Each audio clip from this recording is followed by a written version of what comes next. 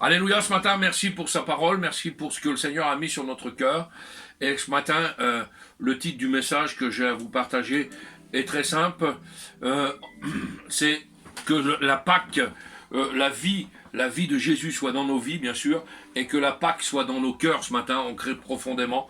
Et nous allons faire un enseignement sur la Pâque de l'Éternel ce matin. Qu'est-ce que la Pâque ? Et il y a beaucoup de sujets de méditation autour de la Pâque. Et j'aimerais vous dire ce matin que la Pâque, premièrement, c'est pas une fête commerciale. Ce n'est pas les œufs au chocolat, les lapins. Ce n'est pas ce qu'on peut voir autour de nous.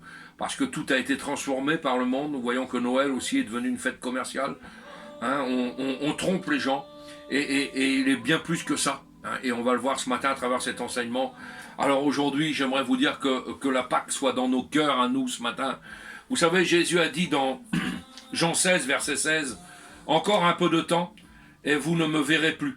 Et puis encore un peu de temps, et vous me verrez. » C'est merveilleux. Et dans Jean 16, verset 20, « Et encore, vous pleurerez, et vous vous lamenterez, et le monde se réjouira. Vous serez dans la tristesse, mais votre tristesse se changera en joie. » Amen. L'amour du Père a trouvé une riche compensation aux tristesses de ses enfants. Il veut lui-même essuyer toute larme de nos yeux ce matin. Il prendra dans ses bras toutes les personnes qui vont se laisser prendre dans ses bras. Et dans la parabole du fils prodigue, le fils est embrassé par le Père. Alors Seigneur, si tu t'es éloigné de Jésus ce matin, si tu t'es éloigné du Seigneur, eh bien, il t'attend à bras ouverts.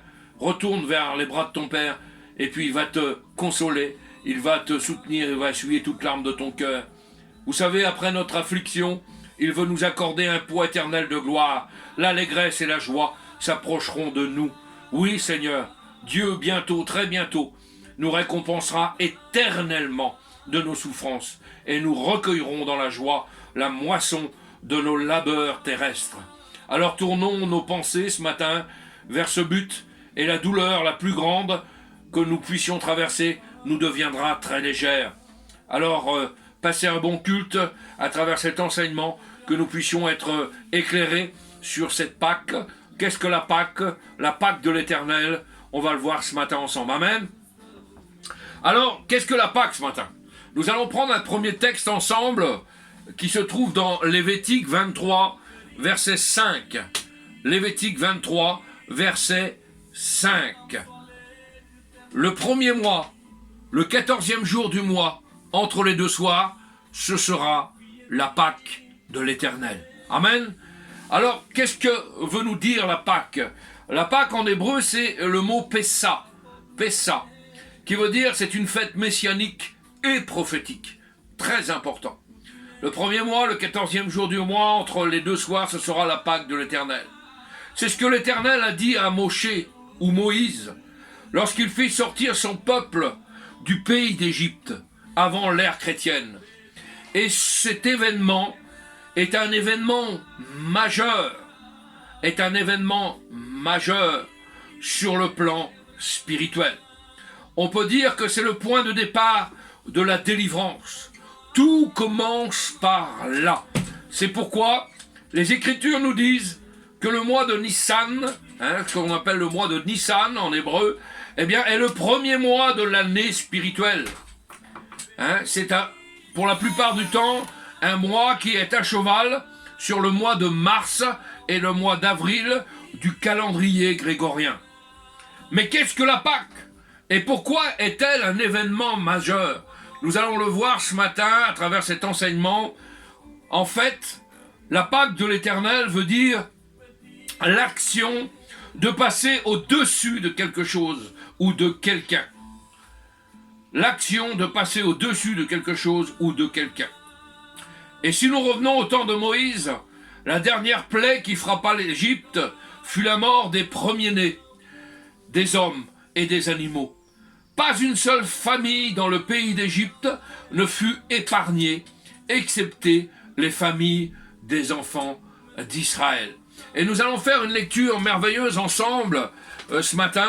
J'espère que vous allez me suivre pour bien comprendre ce qu'est la Pâque. Et nous allons aller dans le livre d'Exode, Exode 11, à partir du verset 4. Exode 11, à partir du verset 4. Moïse dit ainsi, parle l'Éternel, vers le milieu de la nuit, je passerai au travers de l'Égypte, et tous les premiers-nés mourront dans le pays d'Égypte, depuis le premier-né de Pharaon, assis sur son trône, jusqu'au premier-né de la servante, qui est derrière la meule, et jusqu'à tous les premiers-nés des animaux. Il y aura donc dans ce pays d'Égypte de grands cris, tels qu'il n'y en a point eu, et qu'il n'y en aura plus de semblables. Mais parmi tous les enfants d'Israël, depuis les hommes jusqu'aux animaux, pas même un chien ne remuera sa langue, afin que vous sachiez quelle différence l'Éternel fait entre l'Égypte et l'Israël. L'Égypte nous représente le monde, et Israël nous représente, eh bien, le peuple élu, nous représente les chrétiens aujourd'hui.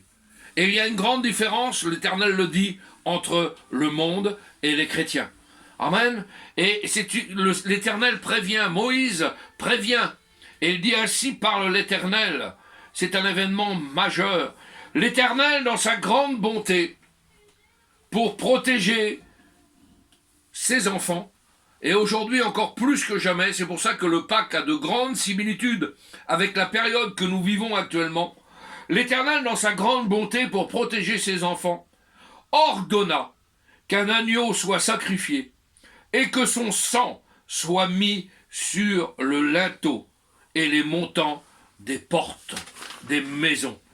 L'Éternel dit alors, le sang vous servira de signe sur les maisons, et je passerai par-dessus vous, et il n'y aura point de plaie qui vous détruise quand je frapperai le pays d'Égypte. Et on trouve ça dans Exode 12, verset 13. Regardez, on fait la lecture ensemble. Exode 12, verset 13. Le sang vous servira de signe sur les maisons où vous serez. Je verrai le sang et je passerai par-dessus, et il n'y aura point de plaie qui vous détruise quand je frapperai le pays d'Égypte. Eh bien, ce matin, laissez-moi vous dire que le sang de l'agneau, qui est Jésus, qu'il soit, Seigneur, bien mis, abordé sur le linteau de nos vies, pour que l'Éternel puisse, dans sa grande miséricorde, épargner nos vies. Alléluia, c'est la Pâque de l'Éternel. Exode 12, verset 11. Quand vous le mangerez, vous aurez vos reins sains, vos souliers aux pieds et votre bâton à la main. Vous le mangerez à la hâte. C'est la Pâque de l'Éternel. Oui, que la Pâque de l'Éternel soit dans nos vies ce matin. Et laissez-moi vous dire qu'il en est exactement de même aujourd'hui.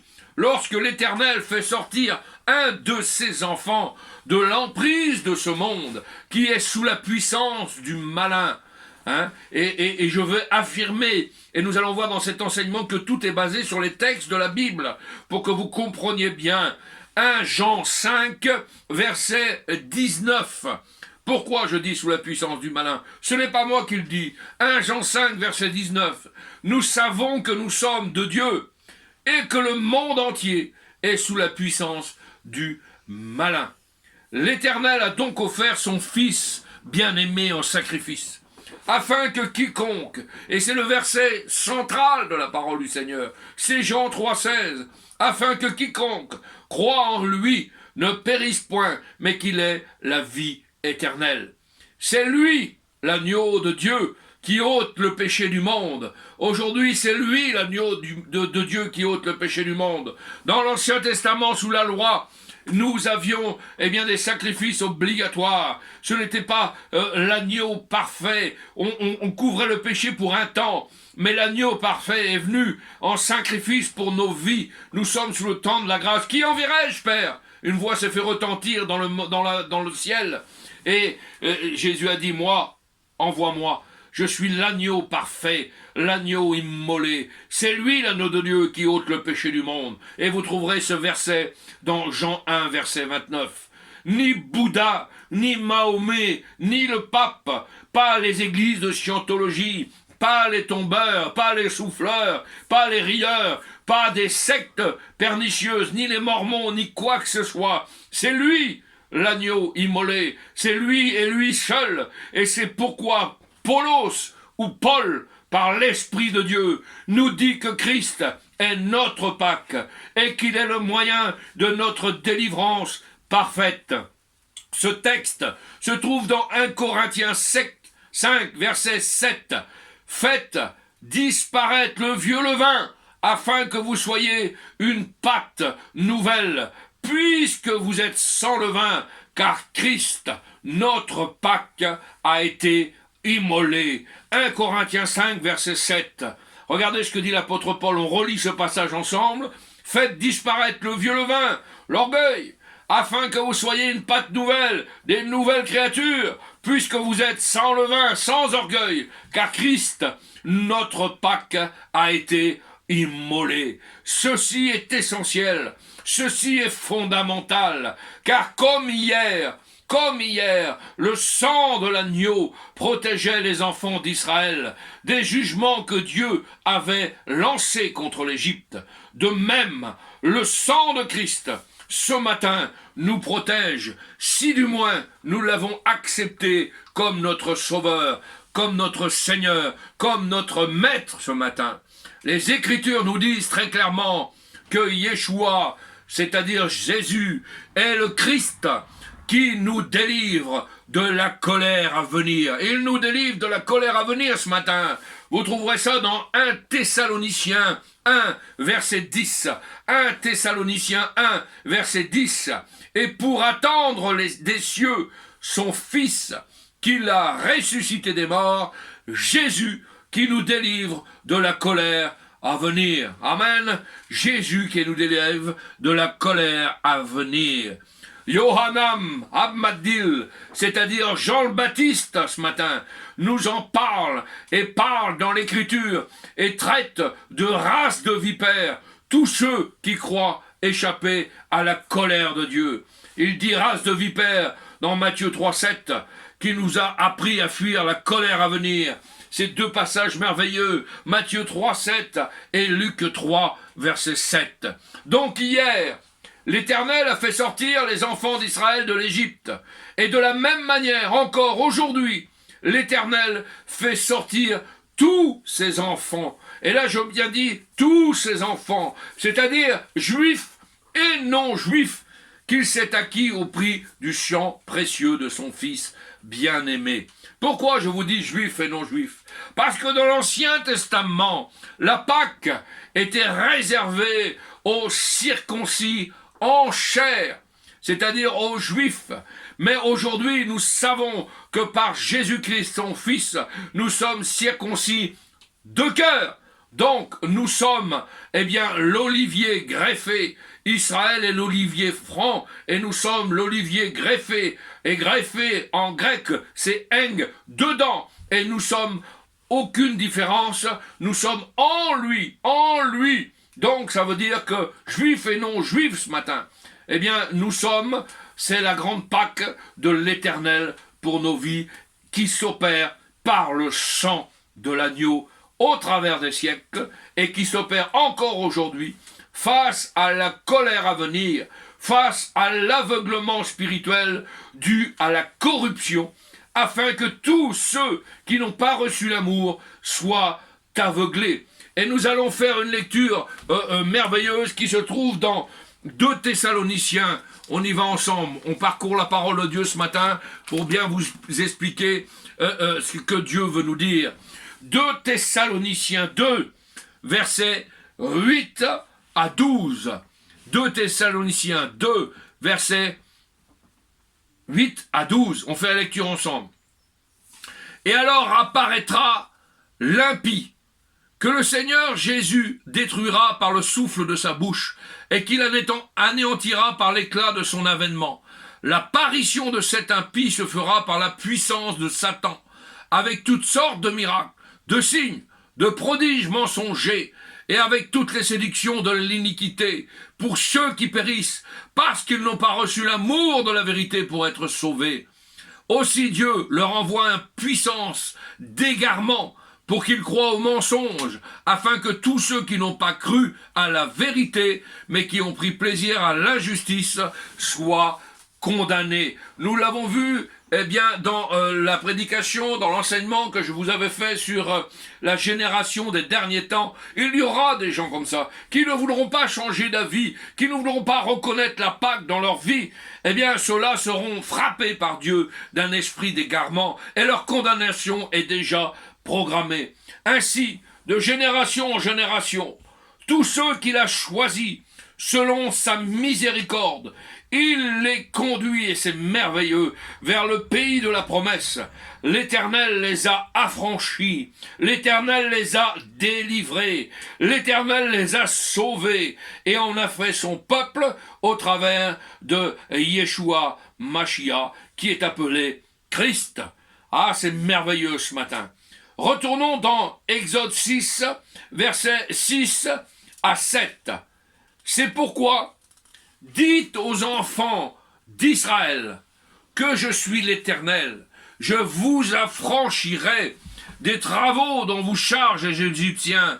Je vous délivrerai de leur servitude et je vous sauverai à bras étendus et par de grands jugements. Je vous prendrai pour mon peuple, je serai votre Dieu. Vous saurez que c'est moi, l'Éternel, votre Dieu, qui vous affranchit des travaux dont vous chargent les Égyptiens. Amen. Donc, ce matin, la Pâque de l'Éternel s'accomplit année après année jusqu'à ce que Jésus revienne. Jusqu'à ce que Jésus revienne. Il est à la porte, il est proche. Il est très proche, le retour du Seigneur. Nous le voyons à travers les événements. Et à travers ces événements-là, eh bien, la Pâque de l'Éternel s'est accomplie depuis le commencement de la parole, d'année après année, jusqu'à ce que Jésus revienne, ainsi qu'il leur dit lui-même à ses disciples, et vous faites la lecture ensemble, dans Luc 22, versets 15 à 16. Regardez bien ce que Jésus déclare. Luc 22, versets 15 à 16. Il leur dit, « J'ai désiré vivement manger cette Pâque avec vous avant de souffrir. » Verset 15. Et verset 16, « Car je vous le dis, je ne le mangerai plus jusqu'à ce que soit accompli dans le royaume de Dieu. » Verset 16, on répète, « Car je vous le dis, je ne le mangerai plus jusqu'à ce qu'elle soit accomplie dans le royaume de Dieu. » Bien-aimés dans le Seigneur, de grands jugements vont tomber sur toutes les nations qui ne connaissent pas Dieu, le Dieu des Hébreux. Exactement comme hier, où l'Égypte a été frappée, et cela est arrivé afin de nous servir d'exemple. Tirons des leçons de la Bible, tirons des enseignements de la parole du Seigneur ce matin. Rien n'est nouveau sous le soleil. Tout ce qui doit arriver est écrit noir sur blanc. Tout ce qui doit arriver est promulgué dans la parole du Seigneur. Et ce matin, nous ne sommes pas pris au dépourvu. Il faut que, Seigneur, ça puisse nous servir d'exemple. Comme hier avec Pharaon. Si les nations n'écoutent pas l'appel de l'Éternel à la repentance, l'Éternel lui-même endurcira le cœur des nations contre Jérusalem. C'est pourquoi l'Esprit de Dieu dit aux croyants ce matin, juifs et non-juifs, rachetés par le sang de l'agneau, sortez, sortez du milieu d'eux et séparez-vous. Nous allons voir ces deux textes merveilleux. Ce premier texte merveilleux se trouve dans 2 Corinthiens 6, versets 16 à 17. 2 Corinthiens 6, versets 16 à 17. Quel rapport y a-t-il entre le temple de Dieu et les idoles? Car nous sommes le temple du Dieu vivant. Comme Dieu l'a dit, j'habiterai et je marcherai au milieu d'eux, je serai leur Dieu, et ils seront mon peuple. C'est pourquoi sortez au milieu d'eux, et séparez-vous, dit le Seigneur. Ne touchez pas ce qui est impur, et je vous accueillerai. Je serai pour vous un père, et vous serez pour moi des fils et des filles, dit le Seigneur tout-puissant. Et un autre verset nous dit la même chose, nous confirme ce que dit 2 Corinthiens. Et nous allons voyager dans Apocalypse 18. Regardez ce que nous dit la parole de Dieu. Apocalypse 18, versets 4 à 5. Et j'entendis du ciel une autre voix qui disait, « Sortez du milieu d'elle, mon peuple, afin que vous ne participiez point à ses péchés, que vous n'ayez point de part à ses fléaux, car ses péchés se sont accumulés jusqu'au ciel, et Dieu s'est souvenu de ses iniquités. » Dieu se souvient de tout. Dieu peut passer un scanner sur ta vie ce matin. Alors, Seigneur, sortez de ceux qui ne pratiquent pas la Pâque et la volonté de Dieu dans leur cœur, chaque jour, chaque seconde de leur vie. Au cours du repas de la Pâque de l'Éternel, nous levons 4 fois la coupe. Merci Seigneur. La coupe du fruit de la vigne en l'honneur de l'Éternel. La première fois, parce que c'est lui qui nous a affranchis de tous les fardeaux de notre vie passée. Amen. La deuxième fois, parce que c'est lui qui nous a délivrés de la servitude du péché. Alléluia. La troisième fois, parce que c'est lui qui nous a sauvés par le sang de l'agneau. C'est ici la coupe du salut, celle dont Jésus se servit pour instituer la Sainte Seine. Alléluia. Et enfin, la 4e fois, parce que c'est lui qui a fait de nous son peuple, un peuple d'adorateurs, en esprit et en vérité, selon qu'il est écrit dans Jean 4, verset 23, « Mais l'heure vient, et elle est déjà venue, où les vrais adorateurs adoreront le Père en esprit et en vérité, car ce sont là les adorateurs que le Père demande. » Je répète ce verset merveilleux. Mais l'heure vient, et on est dedans, et elle est déjà venue cette heure, où les vrais adorateurs adoreront le Père en esprit et en vérité, car ce sont là les adorateurs que le Père demande. Ce que veut le Père ce matin, c'est que nous soyons des vrais disciples, des vrais adorateurs, en esprit, en vérité, unis d'une même communion spirituelle, unis d'une même pensée, la pensée de Dieu, unis d'une même direction, la direction de Dieu, unis d'une même vision, la vision de Dieu. Laissons de côté nos visions charnelles, laissons de côté les aiguillages que l'homme peut faire à travers telle et telle église, tel et tel mouvement, mais fixons-nous ce matin sur l'essentiel, c'est-à-dire la direction de Dieu. Laissons Jésus marcher devant nous, que ce soit le 1, que ce soit le premier, et nous derrière, dans l'empreinte de ses pas, à sa façon à lui, non pas à notre façon à nous. Laissons le charnel de côté et soyons conformes à la parole de Dieu. L'apôtre Paul a pu dire, soyez mes imitateurs comme je le suis moi-même de Jésus. Et nous devons ce matin être des imitateurs de Jésus. Alors cette Pâque, oui, cette Pâque merveilleuse pour nous, eh bien, c'est Jésus-Christ de Nazareth. C'est cette Pâque, c'est cet agneau immolé qui a fait couler sur le sang, son sang sur le bois de la croix. De même que nous faisions dans l'Ancien Testament, eh bien, couler le sang du sacrifié, de l'agneau sacrifié pour un temps sur le linteau de nos portes. Le linteau de nos portes était en bois, la croix de Jésus était en bois, le sang a coulé de même façon.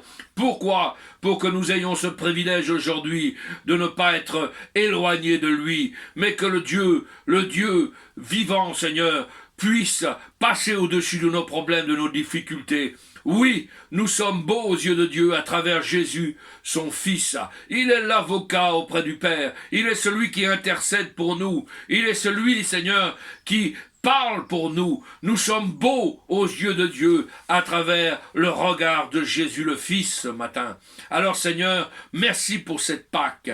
Et ce qui est formidable derrière cette Pâque, et c'est un autre sujet de méditation que nous pourrons engager à travers des enseignements sur les fêtes de l'Éternel, c'est ce qui est formidable derrière cette Pâque, c'est qu'il y a d'autres fêtes de l'Éternel.